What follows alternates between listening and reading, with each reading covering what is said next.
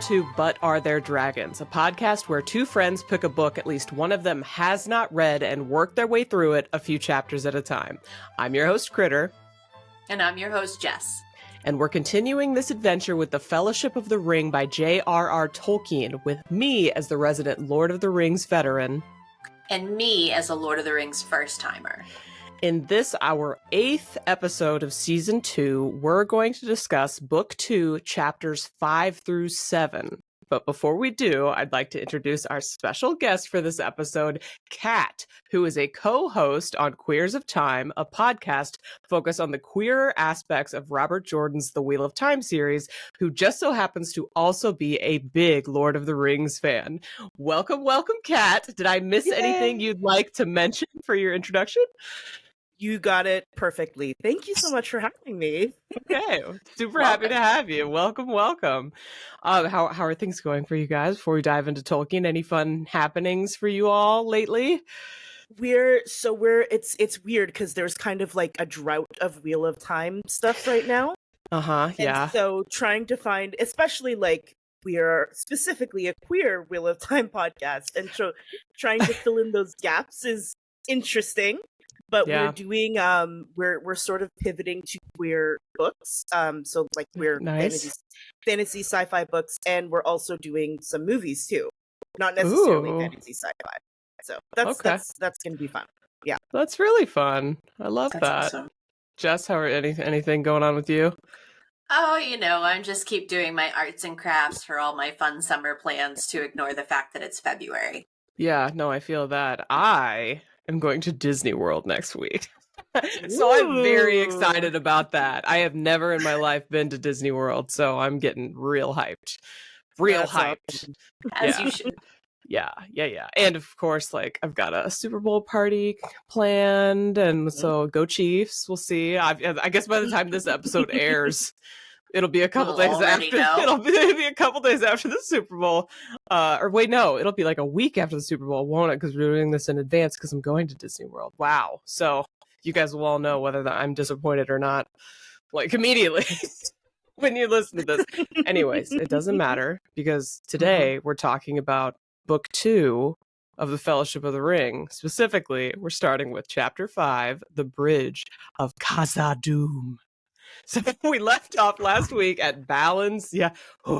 We left off last week at Balin's tomb. Wondering what happened to him, Gandalf finds a record of Balin's people from their arrival and partial reclamation of Moria to their utter defeat. Balin fell to an arrow. Owen, the Watcher in the Water. I feel like this abbreviated story was very effective at setting a tone, like it did in the movies, like drums in the deep, they are coming. We cannot get out. Anything stand out to you from this, Kat? It's so I remember reading this as a kid, and this was my first experience being like, oh, this is what suspense is. This is suspense. Because up until that point, it was kind of like lighthearted books that I had read. I mean, even The Hobbit, I'd read that before this, but The Hobbit has some tense moments. But by and large, it's pretty whimsical. It's more whimsical, even in the moments of danger. And this moment, I was like, oh, this is scary.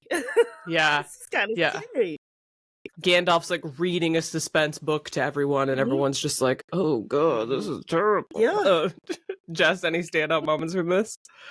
I just, because we went through The Hobbit together, every time it references a member of Bilbo's party, I feel that heartache more keenly. So Owen getting too close, it's Ori's penmanship, and I'm hearing that and my heart's breaking because I'm so much more attached to them after having read it and having read it so recently. Yeah. And then I'm like, I wonder, I didn't really think much of it at all in the movies, but Gimli, like these were probably like uncles to him. You know what I mean? And it's not just folks that he knows that died. Yeah. These people would have been pivotal to him. And so all of that was way too real for me at the start of this chapter. I was already heartbroken about, I'm going to have to actually feel Balin's death. And these things just kind of peppered it a little bit more. But to your point, there is a lot of suspense here. there were definitely, I'm a little infamous for my highlights, Kat, but there's definitely different parts that I was highlighting throughout it. That I'm like, I'm pretty sure this language was used in the movie. I can't wait to go back and do my post-read movie watch and see if I caught all of those moments. So that's kind of fun. Yeah, they definitely took the drums in the deep. And I think they did a really good job. Yeah, they really did a really good job based on having read it now. Yeah. So, Kat, can I ask how many times you've read? Like, can I hear your credentials with Lord of the Rings? You just glazed right past that. Such a good question. So I read The Hobbit first. I was in grade 5. And then the first movie came out, I think, in 2000 or so, 2001. Yeah. Around there. And so I read the book. When I heard the movie was coming out, I was like, okay, I have to read this series now. I have to get into it. And I actually, I found the first copy that I had of Lord of the Rings. I know the listeners won't hear it, but this is my first copy here. Oh. Like the movie, it has like the movie tie-in. I love it. The movie art cover. So I have like a slim promotional booklet about the Lord of the Rings that they made about the movie making process with that cover art, I believe. That's fun. I actually, so I have also a movie tie-in cover, but I have the little mass market paperback. Yeah, and it's Frodo with Sting on the cover, and then the back we have Aragorn, Saruman, and Galadriel. So what I find so funny about this is it's got visit www.lordoftherings.net American online keyword Lord of the Rings, and I'm like, whoa. Did you hear the dial-up? Did you feel the dial-up in your soul? In my soul, I felt it. Yeah. So yeah, I have these. I have multiple versions, but like, so whenever my husband and I moved in together, we have a lot of the same taste in books, and so we ended up having to. Well, we didn't have to, but we like donated or gave away like our duplicate copies, and so one of us had the movie tie-in, and the other one had the like more original mass market paperback art, not original obviously, because like that would be intense. But yeah, so we ended up keeping the movie tie-in ones because I love the movies, and this is what we ended up with. So yeah, good times. The only thing that worked in my favor with that is that Mr. Jessica doesn't have a lot of physical copies of books. So thankfully, there was not a lot of duplication, because getting rid of books is a hard topic in this house. Oh my god. It's tricky. They are precious to me. Precious. Can buy them at a great pain. So Kat, have you done rereads, or was it like as a kid foundational and then we've moved on? So I feel like at almost like every 4 to 5 year intervals, I do a reread of Lord of the Rings and also The Hobbit. I just kind of get in the mood for it. It's usually in the fall time that it hits. Fall or winter. Obviously. Yeah. Yes, exactly. If you know, the you know. Perfect time to strike out on a quest.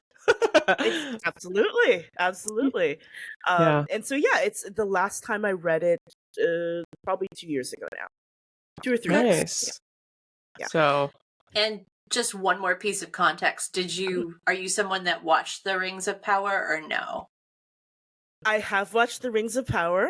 Okay. I have complicated feelings about it. Valid. Yes. Valid. I just tend to spout off whatever thought pops into my face without thinking about it first. And sometimes those are references to Rings of Power. And so I thought I would try to be mindful and ask. I appreciate that. That. Okay, I had one more like foundational question for you. Of all the Tolkien books, which one's your favorite? Oh boy. I think it's The Hobbit. Yeah. I think it's The Hobbit. I think probably because it's the first one that I read. And I read it at, I think, a very foundational age too. It just gives me all the warm, cozy vibes. Yeah. It's like pure fantasy for me. And it just Rereading it does it for me every time. Rereading it last winter, like a few months ago, I had forgotten like how much I loved The Hobbit. And now I'm over here like, I don't know how these books are going to top it, man. Like I had such a fun time reading The Hobbit. We'll see though. We'll see. They're great books. These ones, I sort of read from the beginning up until this sort of chapter 7, I guess, and I always forget how much I love Fellowship, especially, and so it's still super delightful. They're all great, really. I think is the moral of the story. Okay. So, any more questions for her before we continue with the chapter? No, I think that's it. Yeah, no, that was smart. We should have done that at the beginning. Okay, so the party soon realizes that they are not alone, and they get into a bit of a skirmish before they can flee or fly, as they say in these books. Neither Jessica nor I are battle girlies. Kat, are you? Any thoughts about this little fight? I have a hard time tracking battles in books. It's just trying to figure out who's doing what and who's going where and how things are being stabbed. My mind just can't track it, and so it kind of glazes over it a little bit until something happens. And so like something big will happen. I'm like, oh, okay. Oh, now I have to go back a couple of sentences and actually like read it properly so I can get a handle on it. For the context. Exactly. But not particularly. Like at the big moments, I'm like, oh, that's cool. This is really cool. I like I love how they adapted this sequence in the movies. I think it translated really well, but it's I'm not a battle girly. Yeah. Okay, none of us are battle girlies then. Jess, is there anything that you clocked from this? I mean, I did, but it's not battle related. Okay, well that's fine. What was it? Yeah. Two things. Cave trolls don't have toes. Yep. That's a little interesting fact. And that orcs are shorter than men, because the orc captain was described as almost man high. Oh. Yeah. So now, Kat, you understand what kind of reader I am. You're like, oh, interesting. Okay, so there were a couple of things that stood out to me from this. One, for some reason, I have this like little vendetta against Boromir for like almost no reason. I think it's movie baggage. But anyways, I got a ton of satisfaction out of him not phasing the troll at all when he like tried to like slash at it. And then Frodo comes up and just like really upsets the troll by getting it with Sting. And then Aragorn's like, one for the Shire. I don't know. I was just like, yes. One for the Shire. So that was like, that's part of the battle that I really liked. Because I was like, get it, Frodo. And then also, Sam got his first orc kill with fire burning in his eyes that would have made even Ted Sandyman step back. So I personally couldn't remember Ted Sandyman. I was like, who's this Ted Sandyman? So I looked him up. But he was the one at the beginning in the Green Dragon who was doubting Sam and all of his like to him, right? Yeah, my cousin was telling him the story about his cousin. Yeah. And he was like, okay, sure. Like he was the skeptic. And so I guess they're like little like small town rivalry. He's a little nemesis. Right. So I thought that was fun that came up too. Obviously not as battle related as like, wait, Sam, what are you doing, buddy? But it was great. I thought he slayed, as they say. There we go. As the kids say. As the kids say, Sam slayed in this fight. Okay, so then they fly. Gandalf attempts to bar the door behind them, but then encounters something he's never seen before and becomes nearly spent. They ultimately make it to the bridge, but a Balrog comes to face them. So to me, this was Gandalf's finest moment to date. How did you feel about it, Jessica? I would tend to agree with that sentiment. I would say that we saw you mentioned him being spent. There was a comment in there about he tried to utter a word of command, capital C command, and that didn't work. So we've already seen him kind of go OP, and he's far beyond fireworks in terms of his power. and he, is clearly completely at his limit to take on this baddie. Yeah. So yeah, I was incredibly impressed. Glamdring glittered white. Like there was a lot of really beautiful stuff about this. And again, I can't help but compare sometimes. I do feel like this held up well compared to what I remember from the movie. Like So, it withstood the test. Yeah, I think this conflict was well done. Mm-hmm. Because it was certainly impressive on the page, even for a non-combat girl. Yeah. Yeah, I tend to agree. Kat, anything from this that you like, dislike? Yeah. So I mean, it's really kind of the first time that we see Gandalf in a position where he is very much unmatched. We've seen him in a position where he's more evenly matched, where it may be a little bit, out of his realm, but he's still kind of in control. And this is really the first time where we're like, oh, this could actually go really badly because it keeps stressing that he keeps saying like, I am spent. And I'm like, oh no, if Gandalf is spent, then then what? Well, Boromir and Aragorn are like, hey, we're gonna do it. Like, they didn't completely fall back, which was like, nice, very but also, admirable. Boys, what are you doing? Like, what are you? I know. Gandalf is like, I felt like that was kind of, Gandalf's like, your swords will do no good here. Boys and their swords. Oh, that was you were like, oh, come on, guys, come on. That's fair. Just because you have this incredibly powerful being, and it's taking everything he's got, and you're like, that's like a toothpick. What do you know?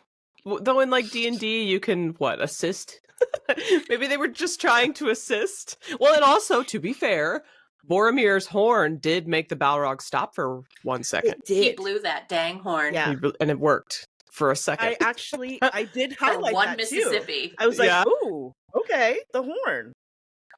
Cool. Yeah, they've got to be good for something. I guess it's brief intimidation or at least stun effect. I don't know. I'm trying to like classify it in D&D terms, but who knows? Stun somehow. Stun lasts around. So yeah. Stun. Okay, yeah, he cast stun. That's perfect. So I flagged one line from this, and I think this line pretty much word for word made it into the movie. But when Gandalf is like wielding his staff and his sword, and he says, "I am a servant of the secret fire, wielder of the flame of Anor. The dark fire will not avail you. Flame of Anor." Like, granted, Andy Serkis was reading it to me, and he was doing it in a spectacular. But Ian McKellen was in my head, and I was just hearing it, and I was like, "This is so cool, Gandalf." That was a really cool little fight. I can't imagine anybody but Sir Ian McKellen at this point. No, I know. There's just absolutely no way. Yeah. It's only him. Good. He is Gandalf. Yeah. Now and forever. Amen. Amen. Okay, so Gandalf goes down with the whip. It gets him very sad. But the party's got to bail, right? So the party, except Gandalf, finally escapes Moria, and once clear of bowshot, basically just breaks down in mourning to faint echoes of doom from under the mountain. So I found the doom very fitting. Doom without Gandalf sounds about right. Any thoughts for the end of this chapter before we move on? I just had one other quote, actually from Gandalf before he faced the Balrog, saying to Frodo that you take after Bilbo. There's more of you, more about you than meets the eyes, as I said of him long ago. Yeah, I think that final moment with Gandalf just saying, "Fly, you fools," again, very well captured in the movie as well. It's just, it feels so final. It feels like there's such a finality to it and an inevitability to it too. And of course, it's just devastating seeing everyone's reactions because, he is Gandalf, and for Frodo especially, and for Sam too. It's just so sad. Like, Frodo has kind of, left Bilbo behind and now has lost Gandalf and is on this huge, massive quest that he is probably now realizing he may not come back from, and it's just heartbreaking, gut-wrenching. Yeah, Mm-hmm. it made it very real. Really, really real that Gandalf went down like that. Yeah, it was Agreed. sad. Big bummer. Although all of us know what ultimately happens. But still, at the time, bummer. Still. Like, I can't imagine what they're all feeling. Yeah. It makes 'Cause me they don't tear know. up every single time. Yeah. Yeah, the way everyone reacts to it is just like heart-wrenching, I think. I'm like a sympathetic crier or whatever, you know, like when I see other people crying, then I'm way more likely to cry. And so, yeah, every time I hear about people grieving, or like Gimli when he was grieving over Balin, I was just Balin. like, I hate it. Yeah. So Anyways, sad. okay. So, let's move on. Book 2, Chapter 6, Lothlorien. So Aragorn insists that the party continue on lest orcs catch them up once night falls. At one point, Gimli took a brief detour to the Mirror, a dwarvish, that's hard to say, landmark of sorts with ties to Durin, where this is where Balin was actually shot because he wanted to go see it by himself. Gimli insists Frodo come with him, and of course Sam follows. So, Kat, we love Sam and how loyal he is. Do you have a favorite hobbit? I think it's Pippin. Pippin is just so much fun. Yeah. Pippin is my guy. Well, that's fair. Valid. I totally get it. He is really fun. I always love his commentary. Like, we need people of some intelligence on this quest. Gandalf's like, well, we better not bring you. Yeah. He definitely brings in that humor element. Yeah. There's just a lightheartedness to him that I think is very needed in their group. Oh, sorry. Yeah. No, it's fine because the books are way more. These books, like the trilogy, it's much heavier than the Hobbit, right? And we get lightheartedness in the Hobbit from the narrator, and just like the quippiness of between the dwarves and Gandalf and Bilbo, and everybody's so quippy and whatnot. But you know, once you hit the trilogy, it's just everyone's so serious, except Pippin, kind of. And then every now and then you'll get jokes from other people, but definitely not as much. This is Kritter interrupting your regularly scheduled podcast to let you know that due to unforeseen technical difficulties, we lost Kat's recording for the rest of the stream. So if you only hear Jessica and Kritter for the remainder of the stream, it's not because we don't like Kat, because we love her. It's because internet can sometimes be the worst. Carry on. Okay, so Jessica, did the mirror catch your attention at all? It did. It also kind of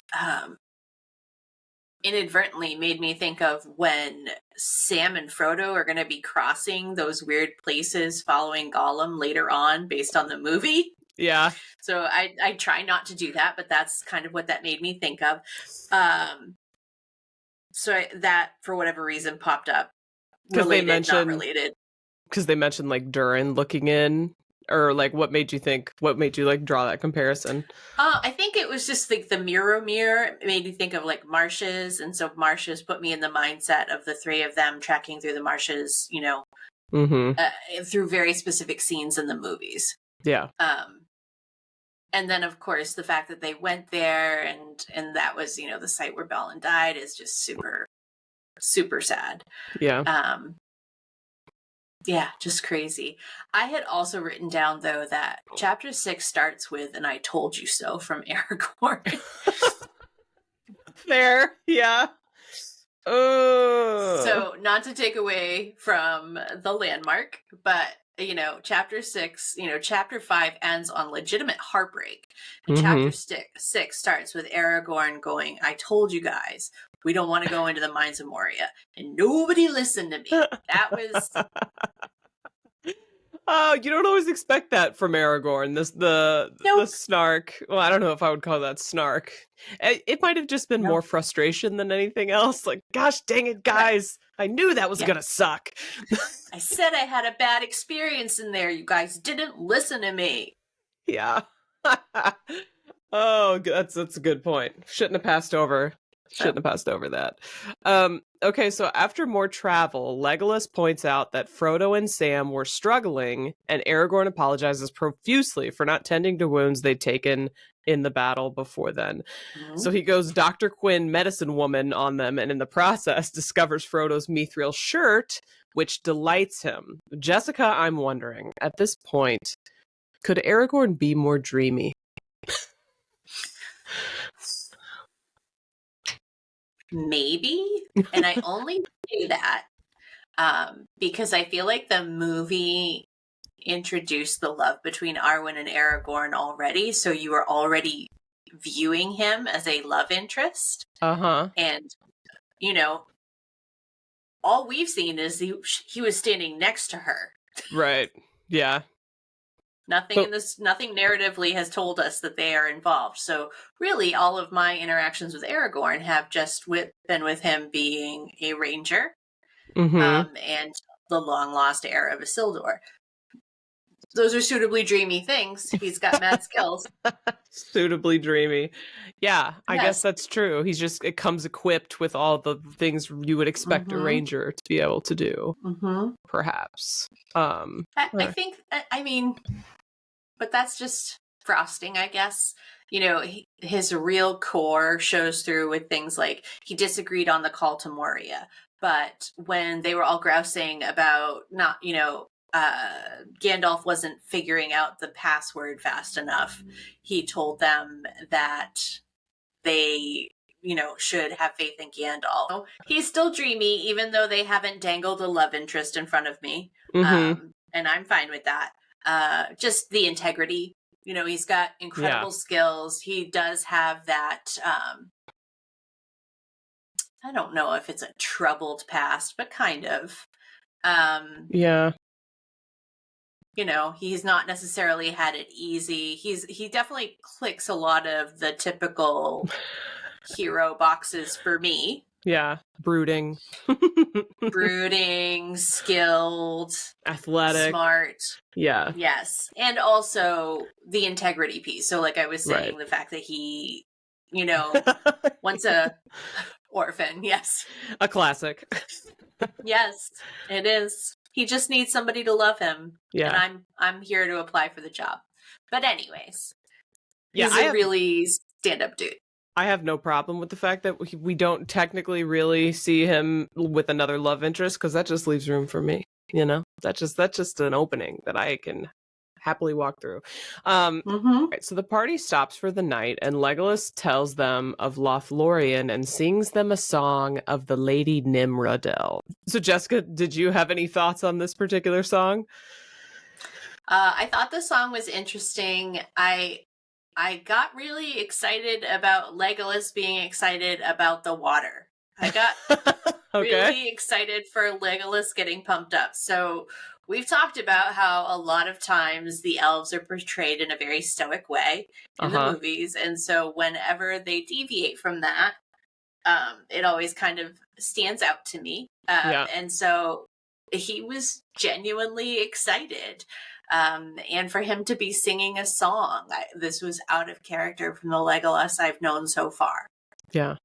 That's fun. I thought that was cool. Yeah, I didn't think about it that way, but that is kind of different. Okay, so forgive me for this next, but Aragorn decides the party might want to take a leaf out of the elves' book and sleep in the trees. Pippin doesn't love the idea. I know, I'm sorry. I know, I'm so sorry.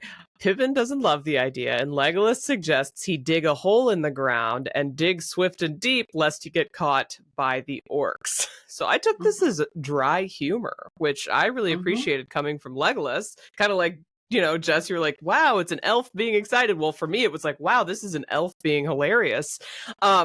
So is that how you all took it, or was he being, like, mean? I did think that it was funny. I did think that it was a mean girl. Like, I don't think he had any intention of honestly leaving him to his own, success or failure on the ground. But I did think that it was unnecessarily harsh. Like, oh, dig your way to China, essentially. and good Good luck luck. with that. That's how that came across to me in my read. Okay. Well, dang. I thought it was just a funny joke, but No, I mean it is, right? Like, it maybe is I'm a mean definitely a girl. zinger. It was both. Yeah. Okay. No, that's fair. That's totally fair. I feel like later, I want to say the other elves that we meet from Lothlorien, they say that Sam breathes so loud they could shoot him in the dark. That to me felt kind of like the same type of humor, because they're not going to shoot Sam, right? But it's like they're kind of like ribbing him or whatever, just like jabbing him a little bit. And Which is funny, because I feel like that was Bilbo's joke about the dwarves. yeah. Yeah. The dwarves were so loud that they could be heard coming from a mile away, and now it's getting thrown back on the hobbits. Yeah. Well, and in the movies, it was Gimli, right? That they were referring to when they say basically this line. So it was funny that they switched it over to Sam, and he's so embarrassed, which I think is so funny. But Sam's like, it's not going to be me. I'm not going to give us away. Okay, so the party encounters Haldir, the elf of Lothlorien, who agrees to shelter them in their little tree platforms for the night, though it took a little convincing by Frodo to get them to agree to Gimli's presence. Any standout moments from their night in the trees for you, Jessica?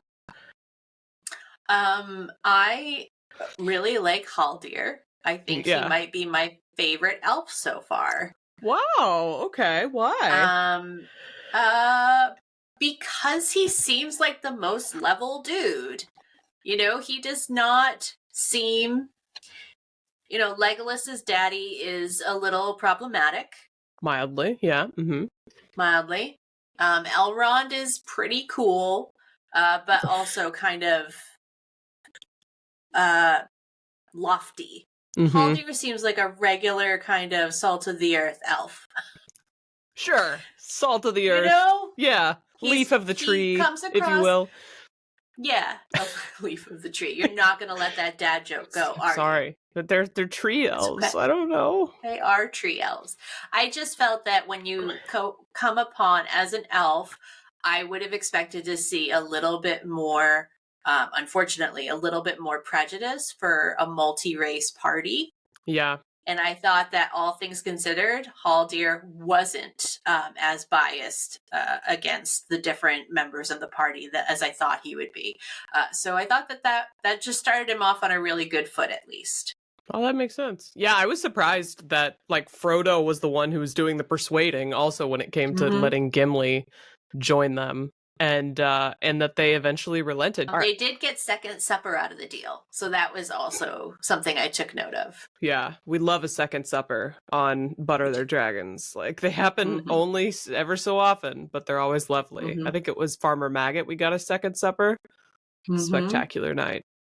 So it's been a minute. It's been a minute since we've gotten Second Supper, but we had a good time with it. Okay, so the next day, Haldir guides the party across a river and toward Lothlorien. Eventually, he lets them know that he needs to blindfold Gimli, which Gimli initially refused. Jess, was there anything from this little trek that stood out to you? There was a quote from Haldir on this one that, which is part of the reason why this chapter led me to think that this Haldir guy is, he seems like a pretty solid elf. Gimli, I'm paraphrasing because I didn't highlight the whole thing.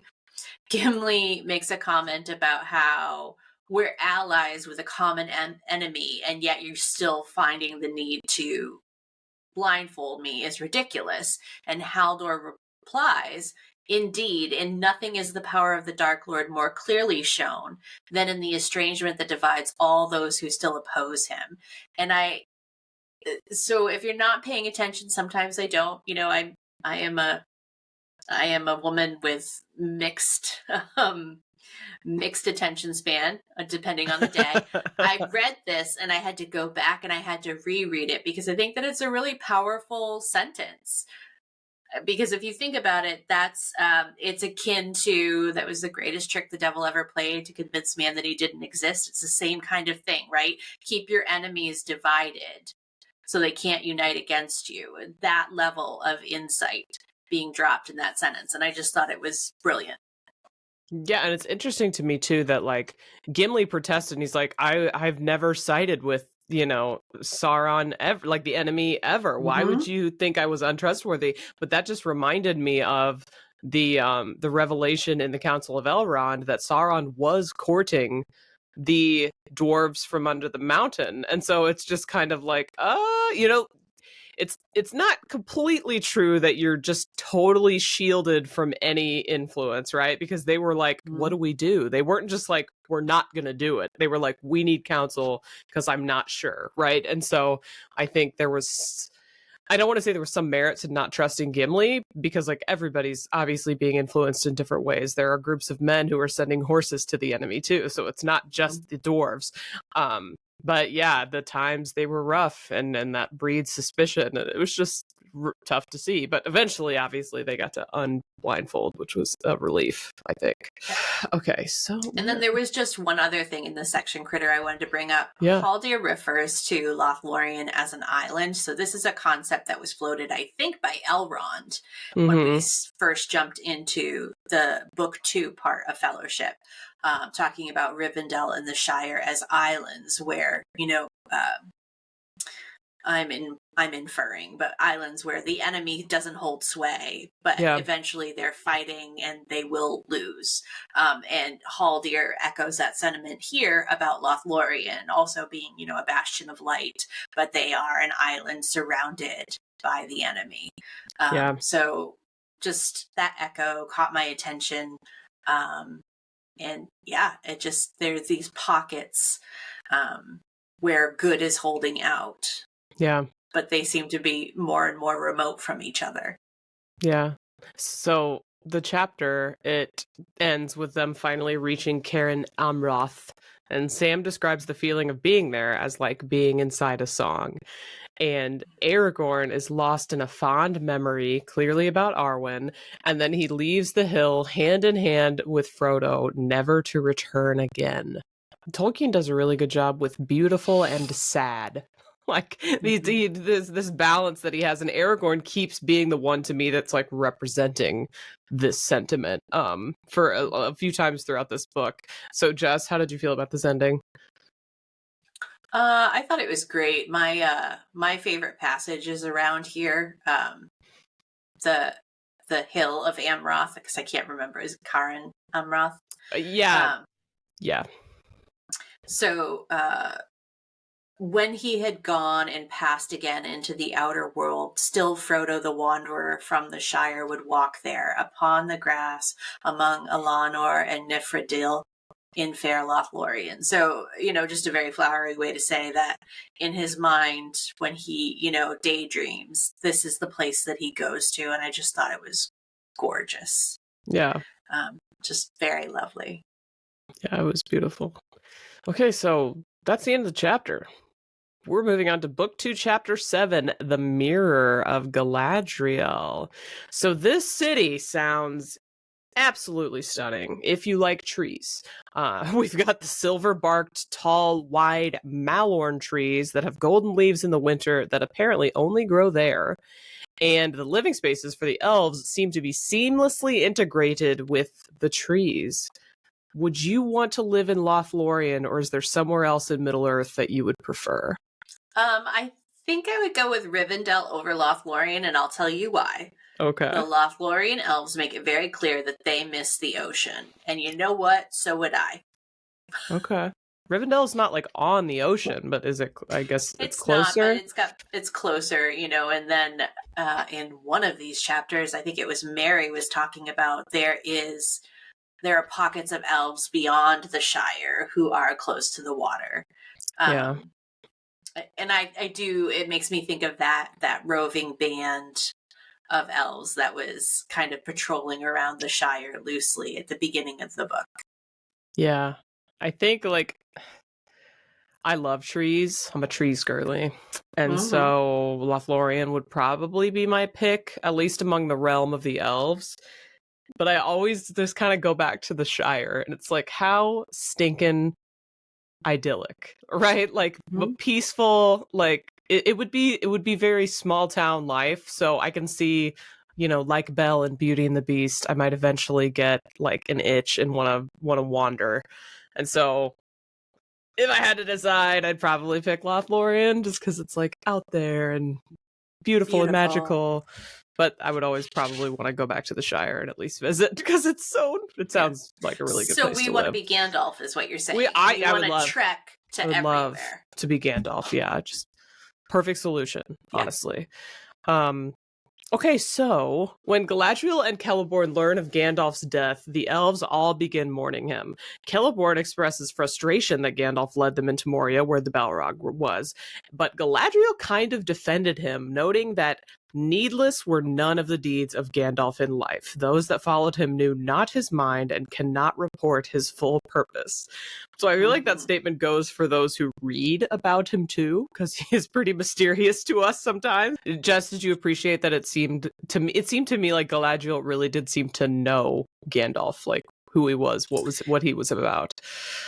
Yeah, so I did think that it was telling that she defended him kind of sight unseen, right? Like just blindly, nope, I'm not going to believe that man doesn't do anything needlessly. Mm-hmm. Also, the way she described, they don't use the word dead.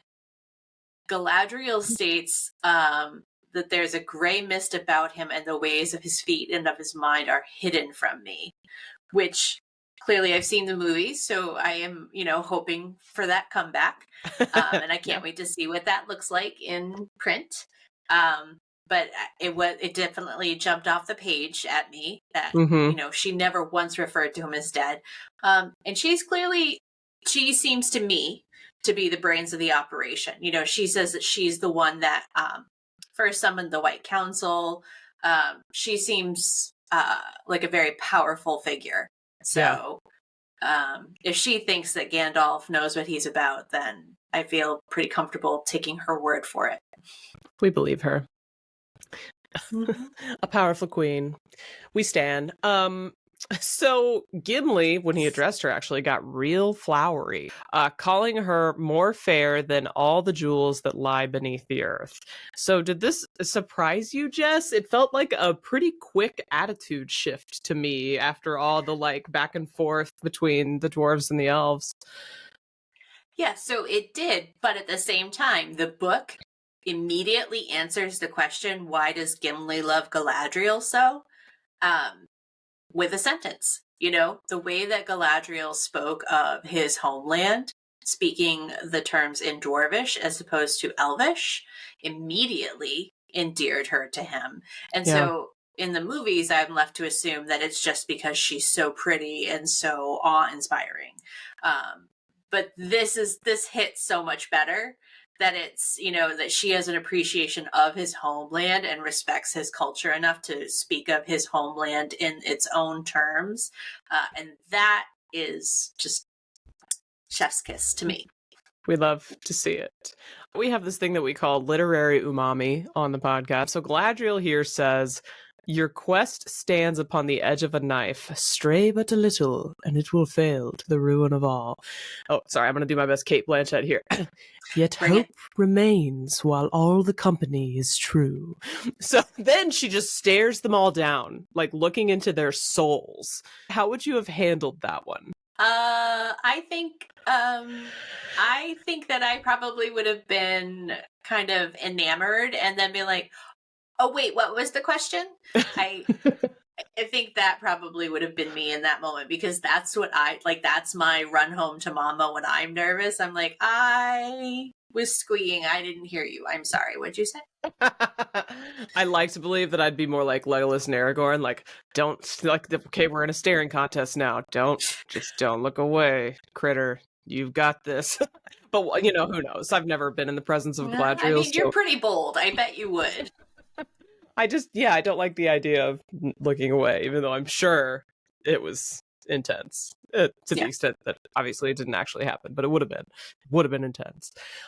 Okay, so Frodo came up with a song in this chapter, a lament for Gandalf, that I personally found really sweet. And so I'm not usually a songs girly. There are a few that I like, but the ones that I do like, I really like. And this one, I think because it was related to Gandalf, it kind of hit me a little closer to home. First I was like, oh, is this Bilbo? And then I was like, no. The more I kept listening, I was like, oh no, okay, I have to re-listen to this whole thing. And I started from the beginning knowing that it was about Gandalf, and I was just like, oh man.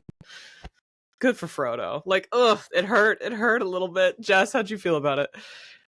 I also very much liked it, but from Frodo's perspective, because much like you, it said, right at the beginning that Frodo is not wont to create poems or songs. Mm-hmm. And it just spoke to how deeply moved he was about the loss of Gandalf. And so over relating to Frodo and over emoting in his general direction is what drew me in. And then, of course, Gandalf is a very important figure to me as well.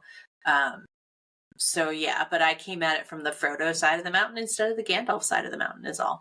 That's fair. So eventually, Galadriel brings Frodo and Sam to the titular Mirror of Galadriel.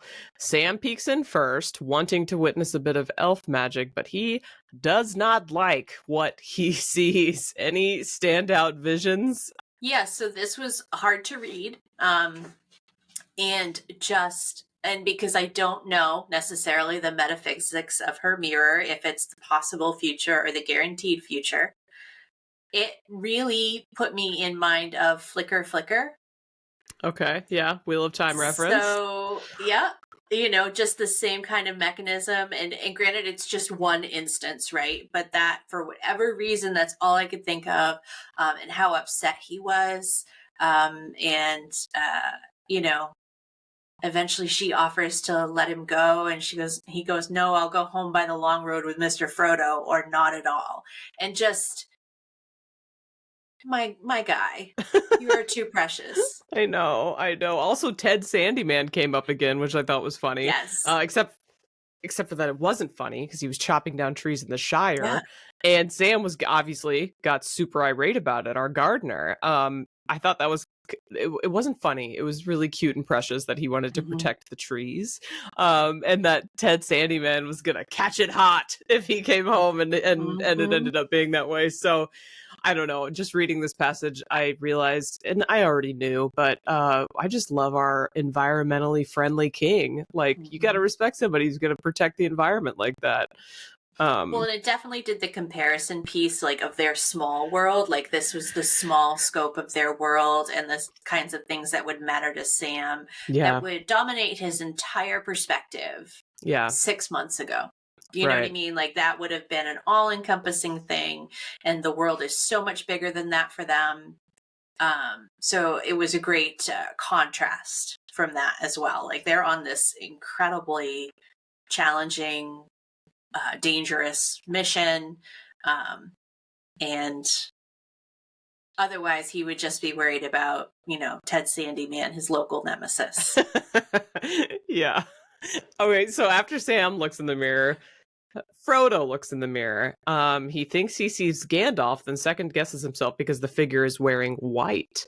He sees some ships, the ocean, and ultimately the Eye of Sauron. Jess, was there anything that stood out to you? So again, Gandalf in white, huge jump off the page kind of thing. Yeah. Makes me think that we're seeing definite future, but also, like, I don't remember the Shire coming under any harm. So now I'm conflicted with the foreknowledge that I have and what the mirror is showing. So prophecy can be tricky. Assuming that's what's happening is prophecy. Who knows? Sure. Galadriel wouldn't even give them a straight answer about it. Okay, so speaking of Galadriel, it's revealed to Frodo after he goes through his visions that Galadriel has one of the elven rings of power, Nenya. And then Frodo offers the one ring to her. He's to me, I found this funny because it feels like he's just really trying to get rid of the ring. Like, he really doesn't want the ring. Would this be you? I'm like, you seem really qualified. You totally have a handle on this thing. Why don't I just go ahead and leave this with you? Yeah, like, this is officially above my pay grade. You feel like just the candidate. And of course we get the big scary Galadriel speech that we kind of got in the movies, though the words were a little different. It was still very intense regardless of the words being tweaked. So Galadriel ultimately refuses the ring, and when Frodo asks her about its powers, she explains that the rings give power according to the measure of its possessor. And since Frodo isn't exactly all powerful, he's seeing its effects in small ways. So he's basically got a perception buff at this point. So did you find this little sequence interesting, Jess, or did you have any final thoughts about like the rest of the scene with Galadriel? So I think that for the chapter closing, I thought that the Galadriel scene was intense, and I loved it. Just as intense in print as it was on the screen, if not more so. Yeah. Andy Serkis screamed it at me, by the way. It was intense on the audio. Also, it was really stressful, but sorry, continue. That sounds really stressful. So I think that Frodo asking her about why can't I see them if they can see me? Yeah. Was really telling, right? Like he is simultaneously does not want this burden and has made no bones about it from the get-go. Poor kid. But also, this is a tool. This is a weapon. Like, why is it only a burden to me? Why can't it help me be better for this situation? And so I don't recall ever hearing that in the movies ever raised in terms of Frodo being like, how can I make this show me things? So I thought that was interesting, that he was at least, he's being a little less passive, I guess. You know what I mean? Trying to be an active participant. Like, if I have to carry this thing anyways, is there a way that it can help me better defend myself? Right. Yeah. So there's not a ton of women in Lord of the Rings. I don't know if you all noticed. And so Galadriel is one of the big ones, right? She's one of the big ones. So now that we've fully met her, we're not done with her yet, but like we've officially met her in this sequence. Jess, how was your introduction to book Galadriel? So book Galadriel is a little bit of a mixed blessing because she really is a powerful queen that I've been looking for, right? Like I had hoped that she would be that, right up front and center on the page, and she is. So I know that Tolkien can do it and believes in those types of characters. So that's lovely.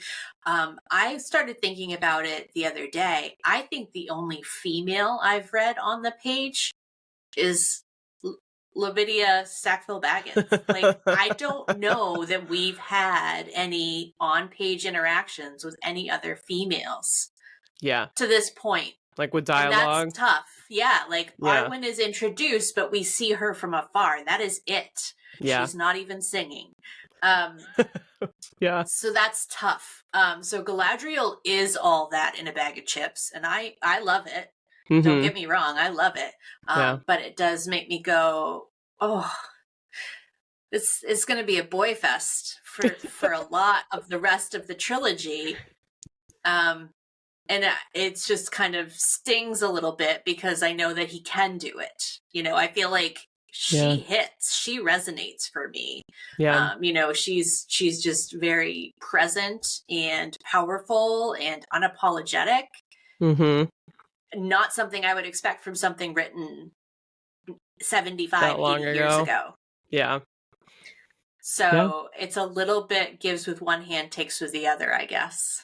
For sure. Yeah, she's deep, she's intense. There's a lot going on with her in this chapter, obviously. She was very, very tempted by the ring, which was fun to read, but I'm glad that she passed the test. Yes.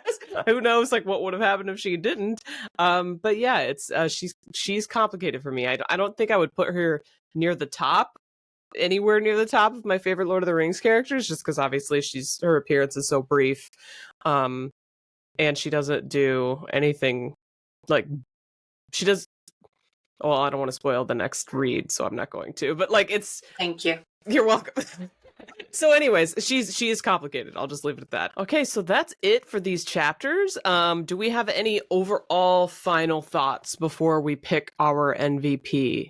That I think that's really the first time that sadness really hits me. So to your point, I'm still learning what the significance is of going into the West is. I did a whole rant about how I don't really understand the elves, the hierarchy, who's got special skills, who doesn't have special skills, and that's fine. I don't have to know how everything works.